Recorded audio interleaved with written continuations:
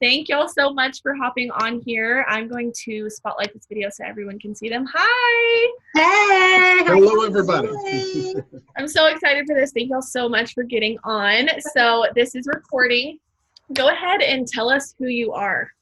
Well, I am Porshea Wilkins. I'm Jarrod Wilkins. And we are Presidential Diamonds with It Works.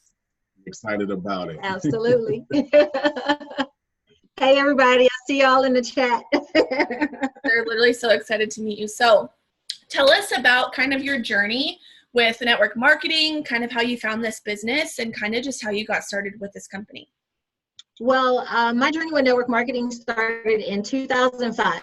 I had landed my dream job. When I was in high school, I worked in retail at Post Oak Mall in College Station, Texas. And so I knew then what I wanted to do. I wanted a career in retail. And so I wanted to go to corporate. And so I worked up the corporate ladder, meaning like I worked from a sales cash rep to a key manager to an assistant manager to co-manager, all while I was working in college. I went to college at Sam Houston in Huntsville, and then I got my marketing degree, graduated from there, and just kept working those retail long hours on my feet all day. And one day they had sent in some information to recruit people from the stores to work at the corporate office. And so I applied for that. I was one of 3,000 people that applied for it, one of 9 that actually got hired on.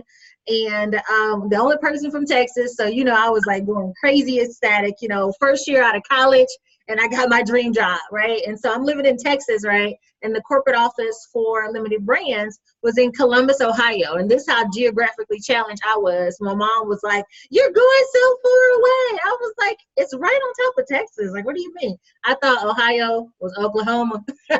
And so I did. I was so special. And so I relocated to Columbus, Ohio. I actually lived in New Waverly. And at that quickly turned into a nightmare because I wanted to go to corporate because I felt that if I worked at corporate, I wouldn't have to spend as many hours, right, on my feet all day. But it was actually just as stressful mentally and emotionally. Within my first year there, I gained 40 pounds. I know, right? I gained 40 pounds because I was homesick. So all I was doing every day was just eating. I wasn't working out, and I was making $36,000 for the year, even though I was managing a $1.4 billion with a B book of business for this $8 billion company. And so for me, it was like it was frustrating because I didn't have money or none of that. And I remember one day I was walking by the desk of the assistant to the CEO. She was the executive assistant. I was walking by her desk one day. Her name is Keisha. And we're still friends to this day. I was walking by her desk and she was like, "Hey, you want to earn some extra money?" And I'm like, yes. You know, you work in retail, you got to wear the clothes. And so I was going in debt, literally just working there, trying to keep up with each collection each year. And so I was like, "Yeah, I need to make some extra money." So she put me on this conference call, and I heard information about making some money and all this other stuff. And I was like, "It sounds good." So then they did what's called BAMFAM, BAMFAM, book a meeting from a meeting. And she put me on the phone with her upline, and she invited me out to a meeting face to face. They was doing like a try it. And so I went. They called it a business briefing. And so I went there, I saw the presentation. I got started at the biggest pack, which was $1,500. It was called an E-Plan. Yeah, I used my credit card for that instead of shopping. And so I paid the $1,500, got started, and I just got to work. For me, I was so excited to join because I was really like bumping heads with my boss, big time. I had got this new manager. She was from California, and she and I was just not getting along, like at all. And so she was giving me a really hard time, and I just knew that it just wasn't going to work out. Like I couldn't receive anymore from anybody around me, and I was like, you know what? There's not anything wrong with me. There's something wrong with the situation. I'm not supposed to be working at a job. The reason why I'm getting into it with my boss is because I'm supposed to be a boss. And so who I was fighting with where I was. Oh, that's good. Who I was fighting with where I was. And so we were just going back and forth, me and myself. And I knew something had to change. But so long story short, I got started in that company. I made my money back. So I made at least $1,500. Didn't make any more after that because I had to go to the event. I had to go to the conference. It was in Dallas. And this is the same company that Jarrod was in too. We were on the same team, but we didn't know each other then. Isn't that awesome? He's so silly. He's my hype man today. So, Come on, go. So I didn't make any money in that company, but I love speaking. So I just started traveling, speaking motivationally to high school and college students, and then kind of dibbled and dabbled in the industry. And then it was in a profession, but it wasn't until 2009, whereas he reached out to me. This is when Facebook first got messaging. It wasn't Messenger yet. There was no apps. It was just regular email on Facebook. He sent me a message and he said, "You there?" I said, "Yeah, what's up, man?" Hadn't talked to him since like the year prior. We had got introduced through a mutual friend, and he was like, "What you been working on? What's going on?" And you know how it is when you broke. You got to posture people. Oh man, I'm killing it. I'm living my life. I'm doing all these things. And the same day that he messaged me, I got served an eviction and a repossession notice, back to back, on the same day. And then the policeman came to my house to give me the paper, and I just thought that was very aggressive. Like, y'all could have just asked me to leave. You didn't have to send the cops, But apparently they got to do that to some people. And so this is how God is so real, and He's my best friend and my daddy. Is because I got a repo notice for 9 months straight. They never came to get the car. See, Jesus knew I had to get to the meetings so I can go and prospect and leave my house and meet people, because I built Belly to Belly. And so in 2009, he sent me that message to invite me out to a presentation. We were at a country club, and it was a conference room. It was probably about 12, 15 people in that room. It was more than that, 27 people in the room, but nobody else mattered but me, because I got started and I was his top producer for the first year. Sure was. I worked him. I earned him some months. Weeks, whatever, months, same thing. Yes, nobody thing. So he was like, I would never forget the day he told me that he loved me, like for real, for real. And I was like, "Oh, you being serious? Wait a minute!" And so I ignored him for a week after he told me that he was in love with me, because I had to count the costs. I'm like, what does that mean for my business? You cool or whatever, but I can't just give up my check if you're not serious. So that's where our journey started in 2009 together. But it really started like many years prior to. So, as long as we've known each other, we've literally done this. We've been presenting together since 2009. We really have. And so It Works found us. He was hesitant and resistant at first, but I knew he'd come on around. Because, for me, discernment is everything, it's like Issachar. You got to know when to go. And I was able to discern the time. And I'm grateful to have a husband that respects me. And I believe our journey helped that, because he saw me build as a single woman. He saw me put in the work. He saw me handle myself professionally. I had a very diverse organization of male and female. And so it really helped when it transitioned over to us, for business. And so when I told him, God is telling me this or that when it comes to our business, he really does listen.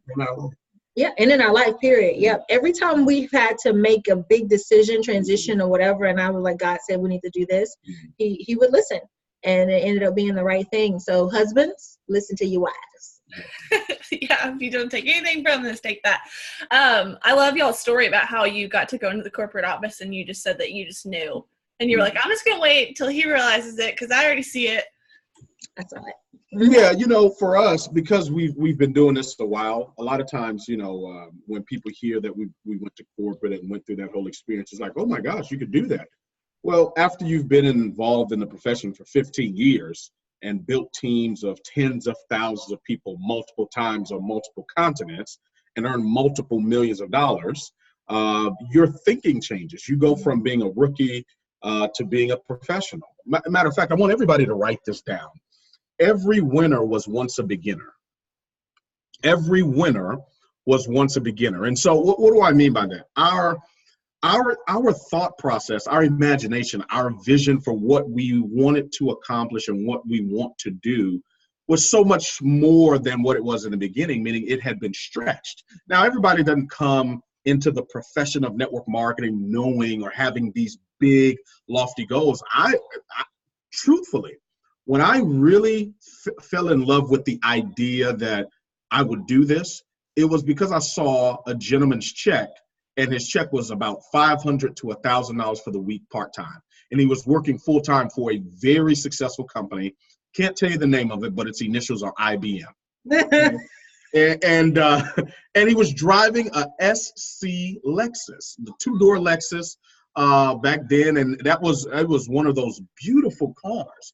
And so for me to rationalize, okay, if this professional, this successful person that's making, you know, six figures, $100,000+ a year, I used to think that was a lot of money back then, $100,000+ a year, is doing network marketing and making $500 to $1,000 part-time, man, I could at least see what can happen. And that's what began my process. And that's why I always tell people that you got to understand how the mind works, how you think. It's you don't see everything in detail in the beginning. You know, that's hogwash. Everybody, you know, we hear and we read and we've been exposed to a lot of books, and you'll see a lot of books that tell you about thinking. The power of positive thinking, Dr. Norman Vincent Peale. You'll hear, and we read a lot of books that, you know, talk about how to think and, you know, having the right mindset. And I'm not against any of those things. But the truth of the matter is, it's not just about thinking, it's about feeling. And so for us, when it came to It Works, we weren't looking to think through the business. We weren't looking at just thinking through the compensation plan. I didn't care what the products were. It could have been toothpicks. Yeah, it could be, you know, glow in the dark doorknobs. It didn't matter, okay? and I'm serious about that, because you don't become successful in the business because of the products. Think about it. Cheyenne, we all have the same products. Nobody is slipping an extra sachet of keto coffee in your bag. You don't have 20 bags of keto coffee. You got 15 sachets. That's it, in each bag. They don't say, okay, well, Cheyenne, you know, here's what we're gonna do. We're gonna put in 20 sachets in her coffee, keto coffee. That's what's gonna make her successful. No, the compensation plan, we all have the same compensation plan. Guess what? If you want to get a CAB bonus or a diamond leadership bonus, you've got to become a diamond. They don't say, oh, you know what? You believe real good. Oh, you have beautiful teeth, so we're going to start paying you diamond leadership bonuses at Ruby. No, that's not how it works. So for us, and this is why I'm so focused on the feeling of a thing. When it feels right, you know it. That's right. When something feels right, intuitively, your confidence kicks in, and you can recognize it. That feels right. And so for us, we weren't looking for a company. We weren't looking for a product. We weren't even looking for an opportunity. We were chasing a feeling. That's it.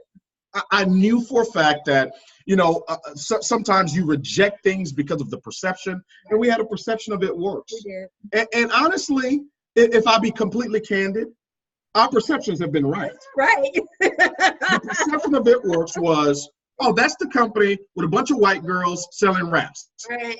That was I'm a black male in America. You're Nigerian. Yeah, I'm Nigerian American. So when I looked at it, I'm like, I don't belong in, I can't go there. What would I do in that? Right. That makes absolutely no sense.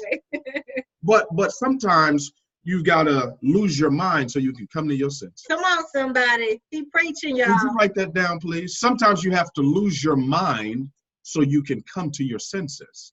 And so we went to corporate because we wanted to get around the people so we could feel. Like you can when you've been doing something for a while, it's almost like driving. Remember when you first started driving? You remember 10 and 2? Yeah. How many of us remember 10 and 2? Yeah. Come on. Yeah.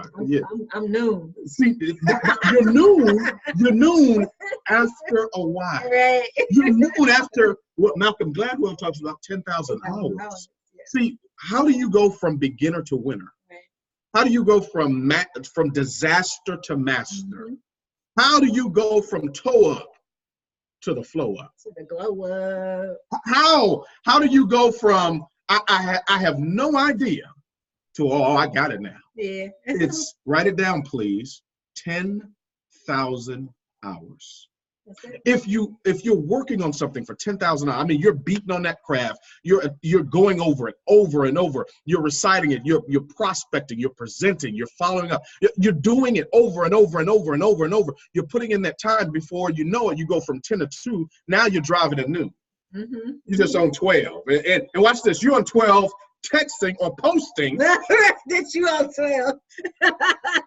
You're taking a selfie while you're on 12. Why? Because the space repetition, it becomes so natural and such a flow. Sometimes you can go from driving at 12 to driving at 6 with one finger.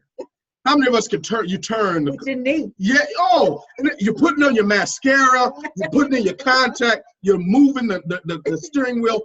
Why? Because now you're a professional driver. And check this out. You get home safely. Yes. You're not even looking at the street or the street signs. You're not even thinking about where you're going. You're just doing it. Yeah. And this is how you know you become a professional at it. When people start asking, okay, how do you get there? You're like, I've forgotten the name of the street. But you start giving them signs and landmarks. See, that's the sign of a professional. I can give you landmarks along the way. See, when you come down that corner, what's the name of the street? I don't know. But look for, watch this, look for the Walmart on the left. See, you start giving landmarks for people that are navigating their own journeys to get to a certain destination. So for us, we navigated to get to corporate so we could get around the feeling. I wanted to know, who are y'all? Right.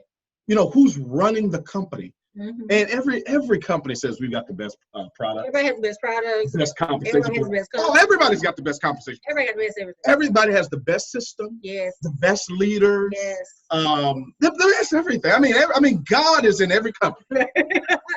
I mean, Jesus is sitting on the right hand of the Father in every network marketing. I mean, Jesus is in nobody else's company but everybody else. Okay, so we can cut through all that. Okay, I wanted to know, and this is what we always say: if I can't trace you, I can't trust you. Would you write that down, please? If I can't trace you, I can't trust you. So we were tracing not just the success, because you impress people with your success, you impact them with your scars. Did you hear me? You impress them with your success. Oh, we're $500 million a year company, got hundreds of millionaire club members. We've got millennials all over the place making money from their cell phones. And man, we've got these delicious tasting products. We've got corporate office buildings that are paid for, and we've got employees of the month. We've got blah, blah, blah, blah. That's great. I'm so impressed. Show me your scars. Well, I just beat cancer. This is Mark talking. Pentecost. I just beat cancer for 2 years. My daughter came out of the field because I had developed and trained her. And she came into the corporate role to help run the corporation while I dealt with what I needed to deal with. Oh, by the way, you see over there, that's my son. My son has built the business. He started showing and telling us the scars. Oh, you know what? I was just like you guys. I built a business before, and when you go into building these companies as a distributor, you get to a point where you're making 6 figures a year or multiple 6 figures a year, or even 20, 30, 40, 50 grand a month. You think it's going to last forever, and your whole hopes and your dreams and your aspirations are tied into it. And one day an owner of a company can wake up and say, no, I want to sell the company, and your multi-million-dollar business that you've put your blood, your sweat, and your tears, it's completely gone. He showed us. Yeah. And so why we were at corporate? We were at corporate because we're after a feeling. Yep. Well, I love that, because one of the questions I wanted to ask y'all is, John Maxwell says a person doesn't buy into the vision, they buy into you first. And so I love that y'all said that too. So what do you kind of feel like, what's the importance of you as a leader on our team, you know, stepping into that position where your team believes in you before they kind of catch into that vision? What's the importance of somebody showing up every single day, doing what's expected of, like, I know every single day y'all do what you expect your team to do. So it's critical. The speed of the leader is the speed of the group. Whatever you do, your team will do in excess. Whatever you do, your team will do in excess. So a lot of times you kind of have to protect them from themselves. Yeah. You know, like if you know that everybody should be in build mode, and you want to take a vacation, you're not posting about your vacation until you get back, right? Because at that point, they was like, oh, they on vacation? Okay, you go on vacation for 2 days, they go for 2 weeks. Because it's just the mindset of the people. And so you have to, again, leadership is just being the person. You got to do it first. A leader of one is a leader of many. If you can't lead one, you can't lead any. So you have to be that example. And the best way to get your team to act is to inspire that activity by going to recreate it outside of them. Period. If they see you recruiting, if they see you doing meetings, if they see you posting, if they see you doing calls, or however it is that you build, if they see you doing the work, then each time they see you is like a mirror. It's a reflection for what they need to do. And so those who want it, who are willing to go and do the work, they're going to show up, and they're going to do the work. But then there's some that's not. That's why it's a big difference between your team and your group. There's your team, and then there's your group. Your group is everybody. Okay, everybody. Your team are those few key people who, you know, regardless of what happens with you, they are focused and they are going to build. That's the difference between the two, but you got to be the one to do it first. Yeah, and leadership, you know, John C. Maxwell obviously is one of the premier authorities when it comes to leadership teachings, right? And so he boils down, his definition of leadership boils down to influence. Influence, right? So when we talk about leadership, I think it's become, for so many of us, this abstract, I know for me, and I never felt validated or qualified.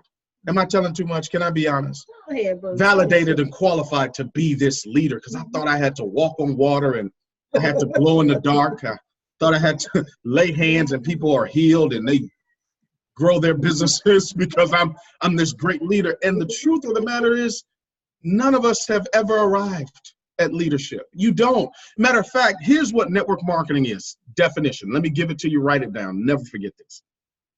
Network marketing is one beggar telling another beggar where they found some bread. That's it. You don't have to have it all figured out. You don't have to be the best recruiter. There are people on our team that have recruited more people than us. We recruit a lot. By a long shot. Now, we're great recruiters. Oh, what? Don't listen to me. Lean in, everybody. Come on. If you ever want to test your work ethic, catch me when I'm working. If you ever want to test your worth, I will run circles around you. Are you listening to me? We didn't go presidential in 60 days because we cute. We got there because we work. So understand that. But that has nothing to, that's not the substratum of why you're a leader. Leadership is influence. Influence is catapulted because of your example. That's why I said in Austin, the way you live your life will either be an example for people to follow or a warning for them to stay away from. So leadership, it's all about example. She talked about it. Am I prospecting? Am I recruiting? Am I enrolling customers? Am I attending events? Am I getting on the calls? See, the challenge with most people is that they say they don't want a get rich quick scheme, but when they get into network marketing and they don't get rich quick, they quit. Yeah, it's so backwards. Oh, I don't want to do a get rich quick scheme. They get into the business, they don't get rich quick. Oh, it doesn't work. I'm gone. It's a scam.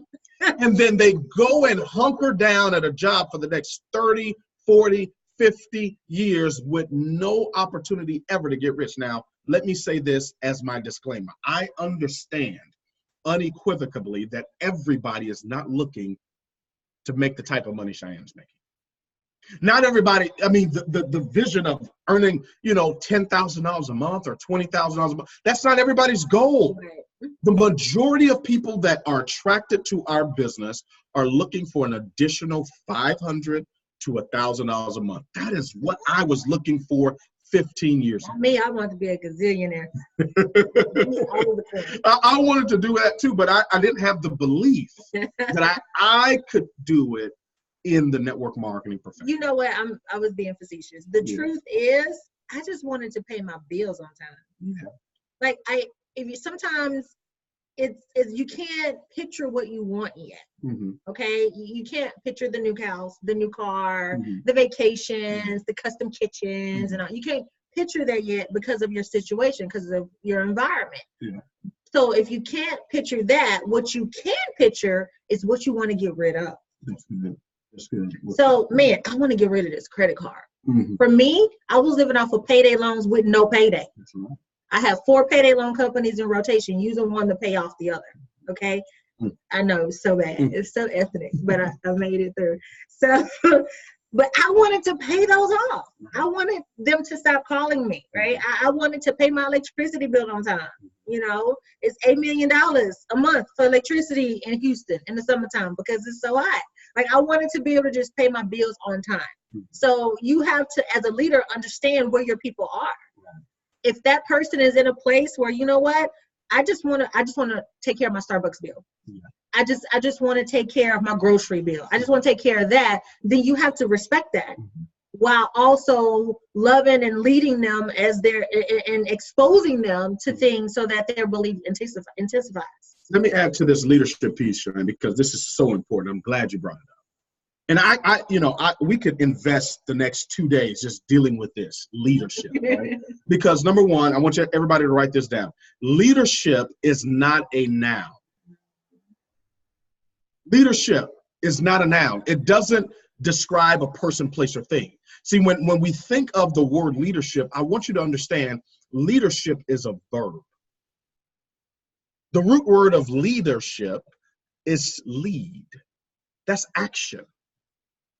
Leader is someone who's taking action. So for me to understand and to be able to model leadership, what I had to do, I'm talking about me because I didn't know how to be a leader. I didn't know what that meant. It just sounded esoteric. It sounded good. It sounded leader. I'm a leader. What does that mean?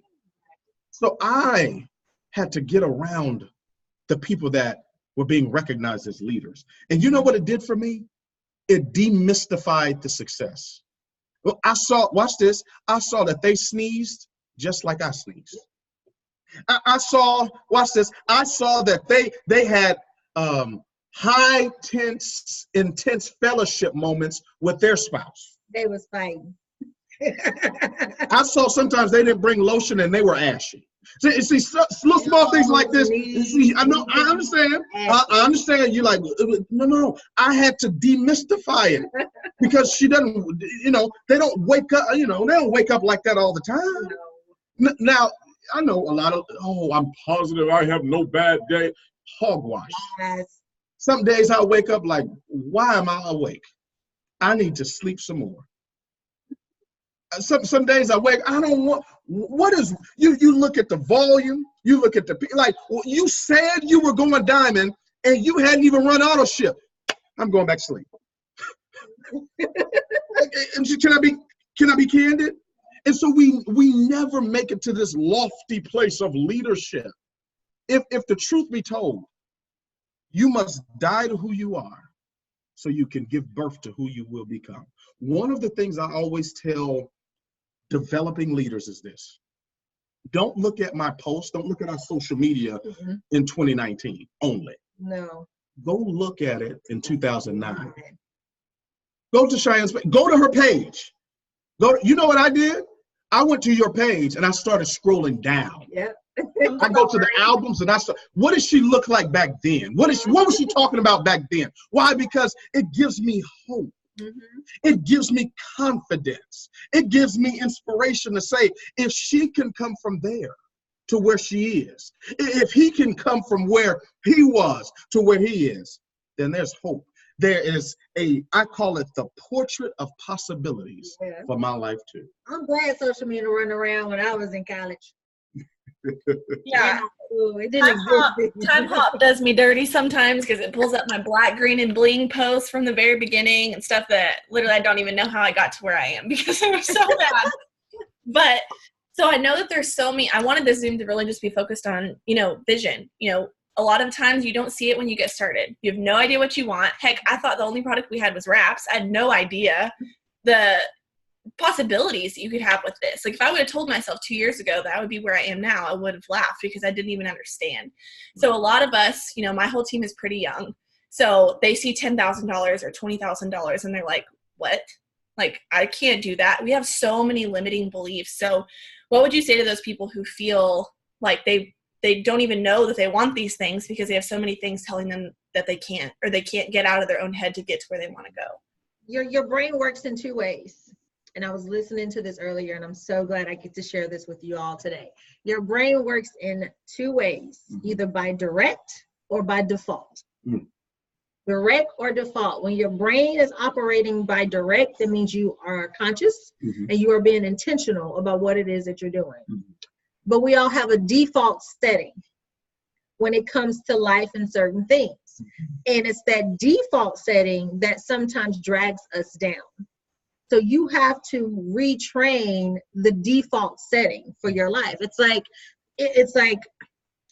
your limiting belief, that thing that I'm not good enough, I'm not smart enough, I don't know enough people, I don't have enough credibility. I'm too this, I'm too that. Somebody told you something at 3 years old that broke your heart and you're still believing that. Like all of those negative things are instinctively part of our default setting because your default setting deals with the subconscious mind. Your direct setting deals with the conscious mind. And so you have to reprogram your default setting. But what you guys need to understand is that it's not going to happen overnight. It's not going to be instant. Think about it this way. For those of you who are right-handed, you could train yourself to begin to write with your left hand.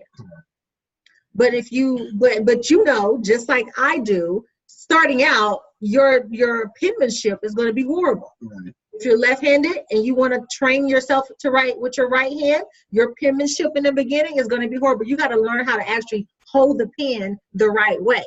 Okay? You got to start there. And then maybe you'll start writing your alphabets all over again. It's almost like going all the way back to pre-K. That's how it is when it comes to reprogramming your mind to believe that you can have all of what we are talking about is possible with this company and in this profession. It's like going from a lefty to a righty or a righty to a lefty. Is it possible? Absolutely. But is there a process? Absolutely. And the only way to work through that process is to continue to show up every single day.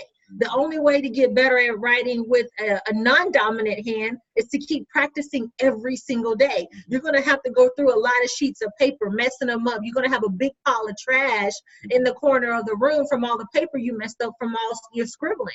But then you'll look up one day because you kept writing, because you kept showing up. You look up one day and you have a whole letter that you wrote. And you don't know which hand it came from. You can tell that the essence of it was from you, from what you said, but maybe how you wrote it was a little bit different. Your penmanship is going to look a little bit different than your dominant hand. It's still going to be beautiful, but it's going to be different. And that's how you are. When you go through this process, you're different, but better. You meet people and they're like, oh, you changed. That's not a bad thing. That's actually a compliment.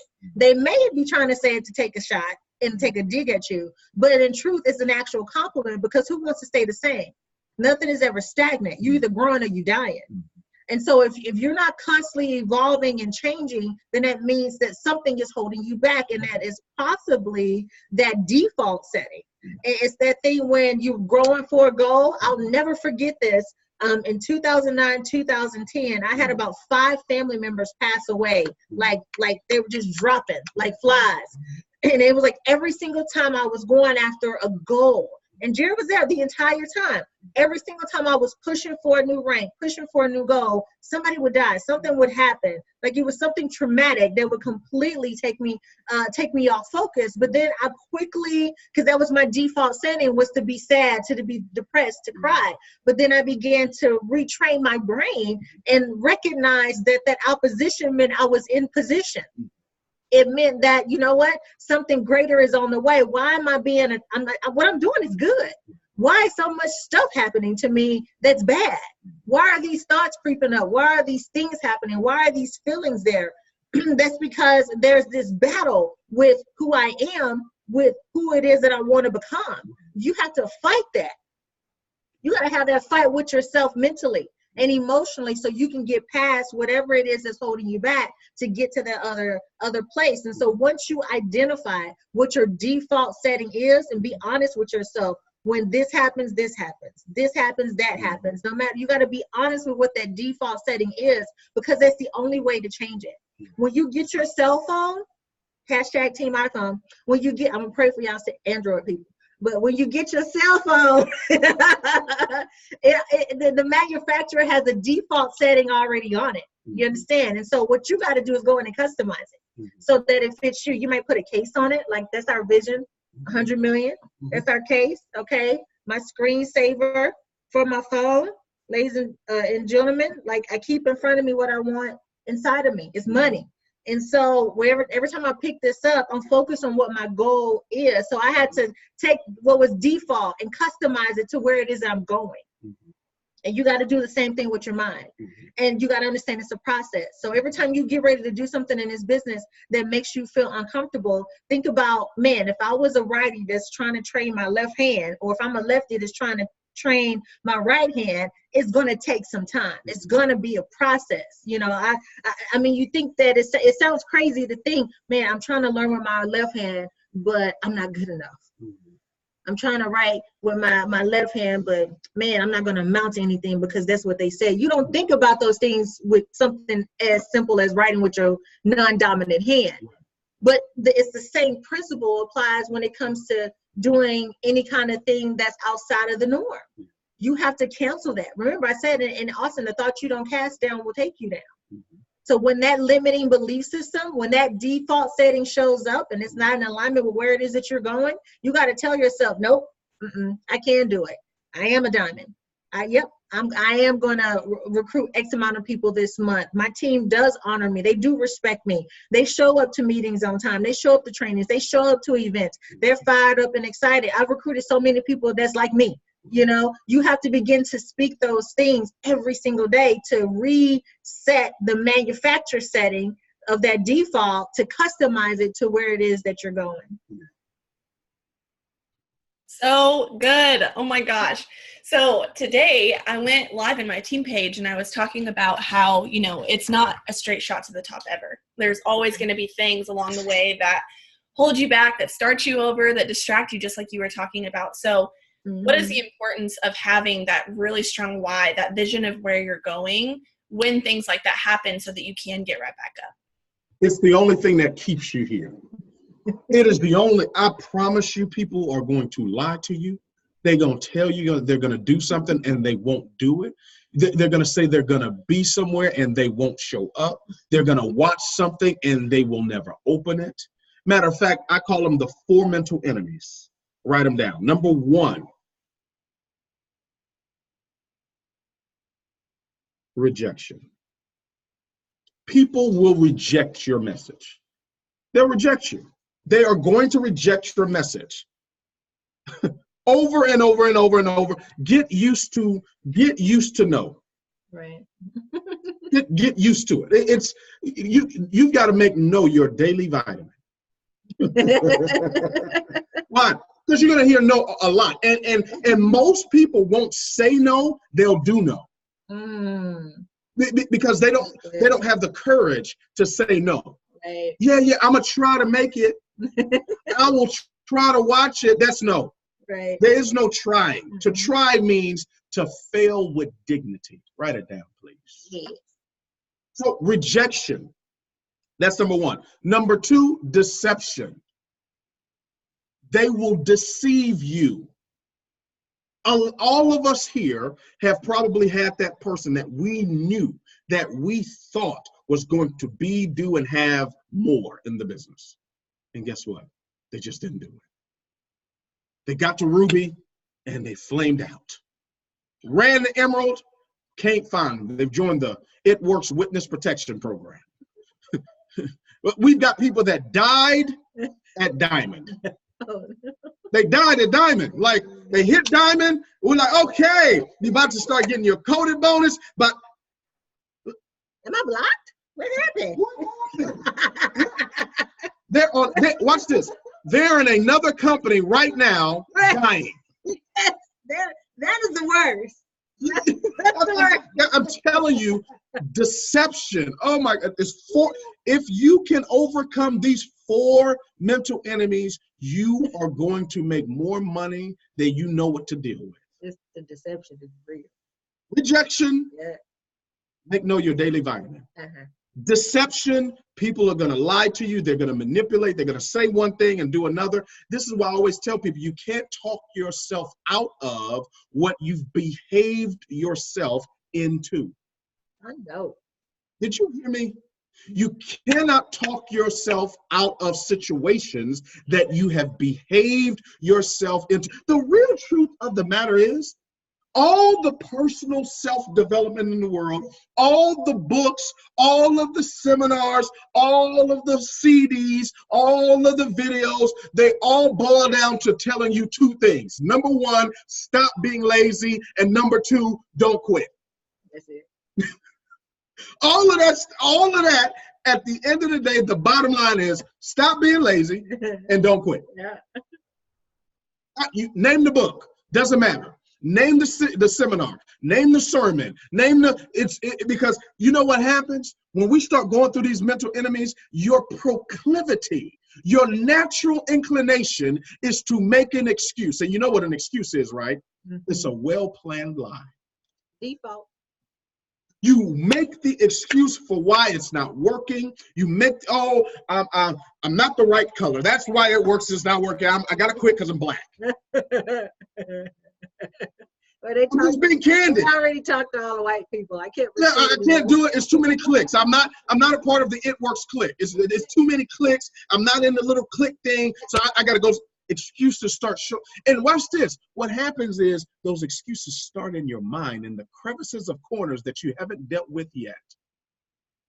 And they begin to seep out through your mouth. And your mouth is what brings about the situations in your life. It starts in the mind and it comes out of the mouth. And whenever as ye speak your words, so shall it be done unto.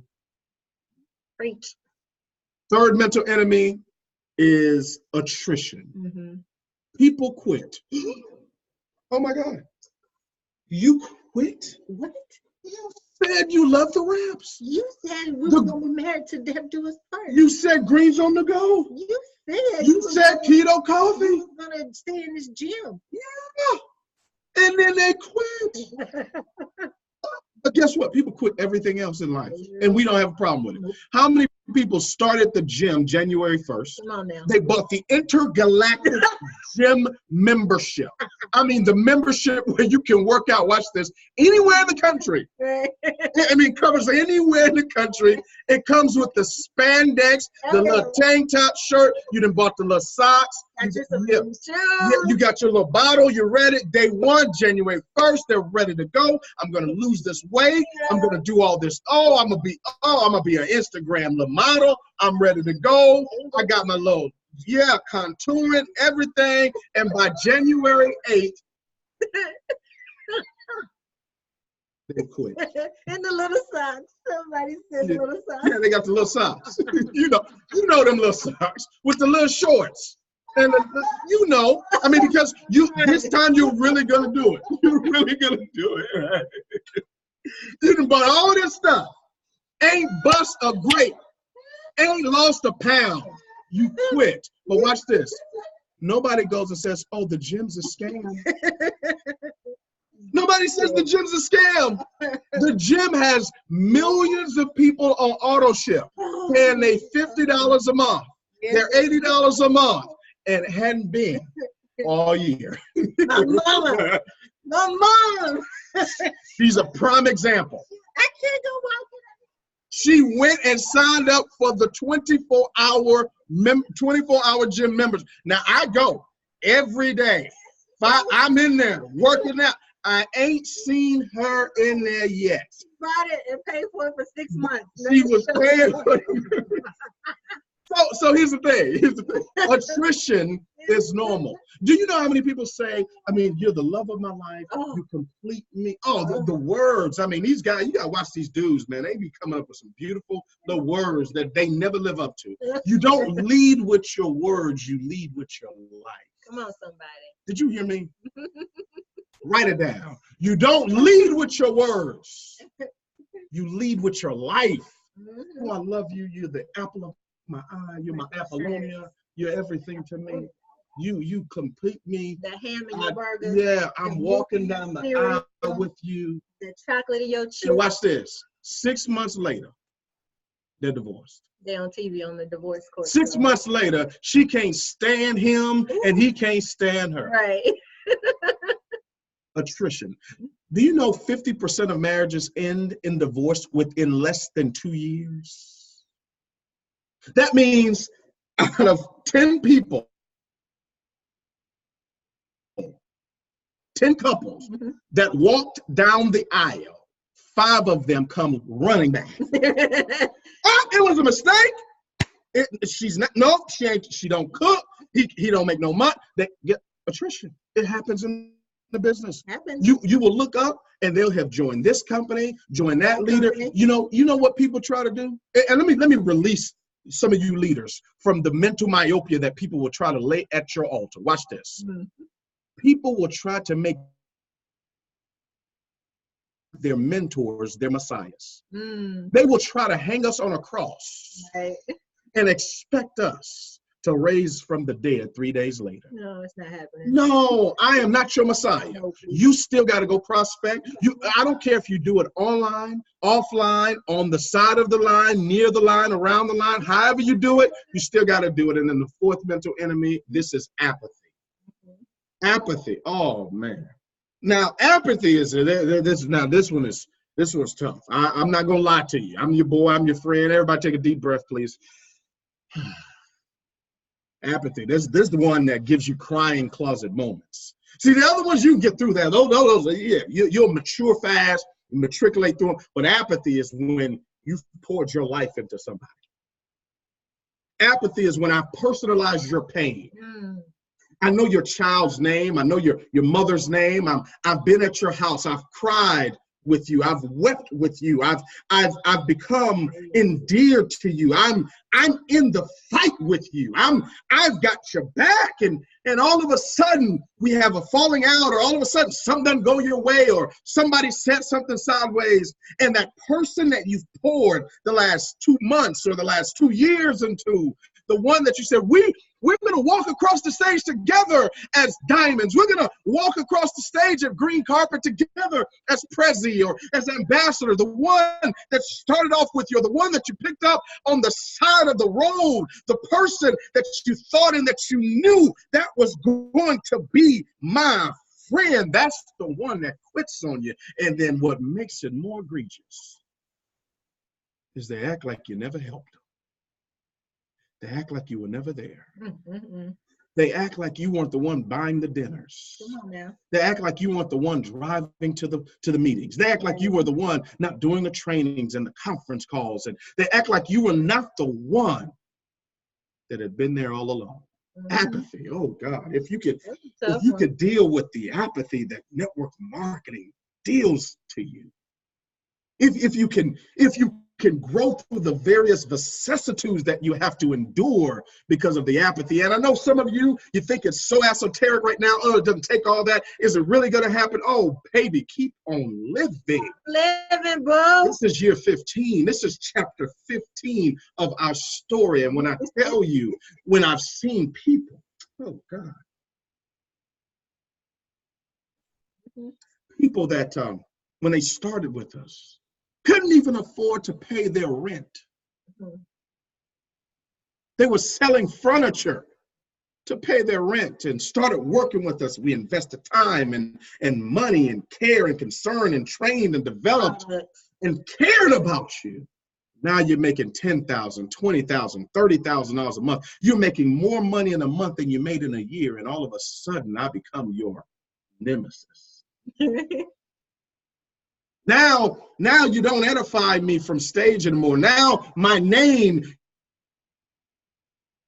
you used to call my name. Oh, thank you, Mr. Jarrod and Porshea Wilkins for calling us. And thank you for what you did. And thank you for what you said. Now I go from Jarrod and Porshea Wilkins to, yeah, a guy introduced me to, oh God, apathy.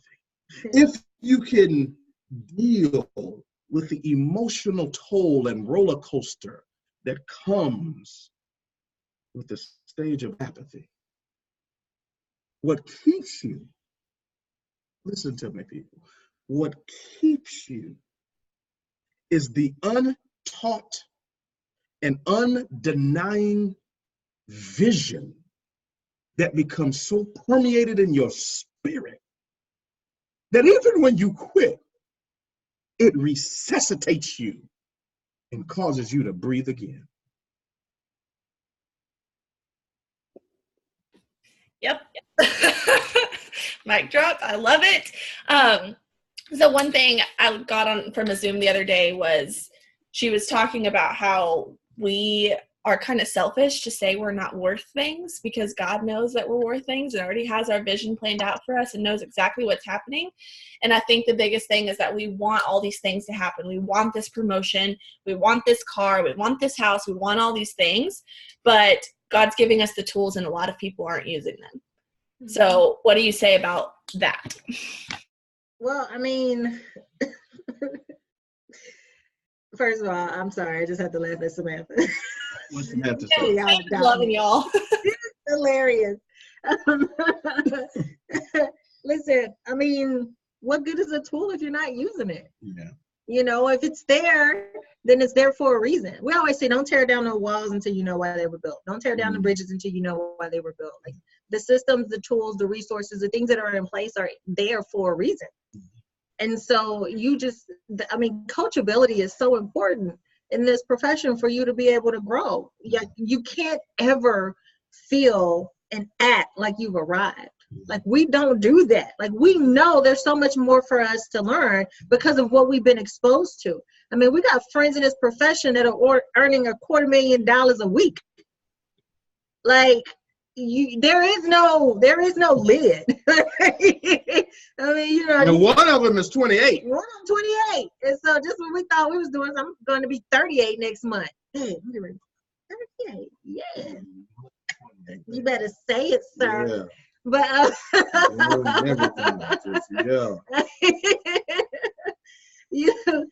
I mean, it's not wise. When you rebel against the leadership, and because here's the deal, you're not submitting to a person. You're submitting to the process that person went through to get to where they are. Your honor is for what they have accomplished and what they have achieved. So you have to, at some point, remove your idea, your perspective of that person as an individual, and recognize the position that they've earned themselves into. And so when your mentor, your leader, your coach, your sponsor, your enroller is telling you, hey, do A, B, C, and you'll get D, then you should do A, B, C so you can get D, because don't get mad at them when you do A, B, D and get mad when you get Z. Like,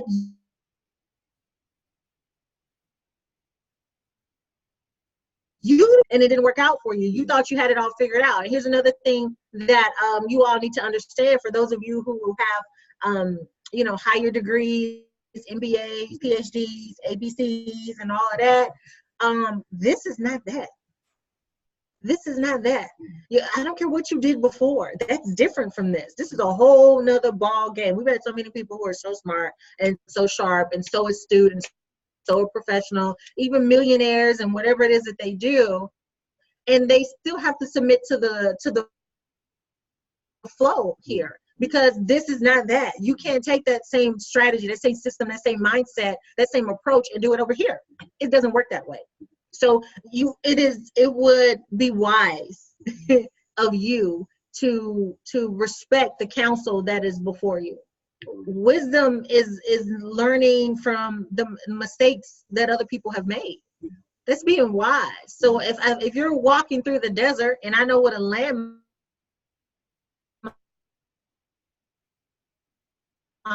are, turn left. But don't blame me if you do turn left and you blow up, still chooses to go the wrong way. When you get the right directions, go the right way. Simple as that. I love it. So good. So if y'all had one last tip for our team that's promoting, that's pushing for a goal this month, what is that last tip that y'all would have to share with them? Tip, TIP, to ensure promptness. TIP, to ensure promptness. Last tip I'll give you. Be here a year from now. That's what I was going to say. See? We're We're linked. Be here 1 year from now. Yep. Set that as your goal. That's I it. know many of you got a goal to go ruby, emerald, diamond, double, triple, presidential ambassador, ambassador 2.0, black diamond. Right. It's great. Yep. Set another goal. Yep. I will still be doing it a year from now. That's it. I will still be. That's one of the things from a respect perspective that I have for Mark Pentecost. 18 years later, he's still here. 18 years later, with the kids joined and the kids didn't join, he's still here. Yep. 18 years later, when people when people came to the company on the corporate side and quit, he's still here.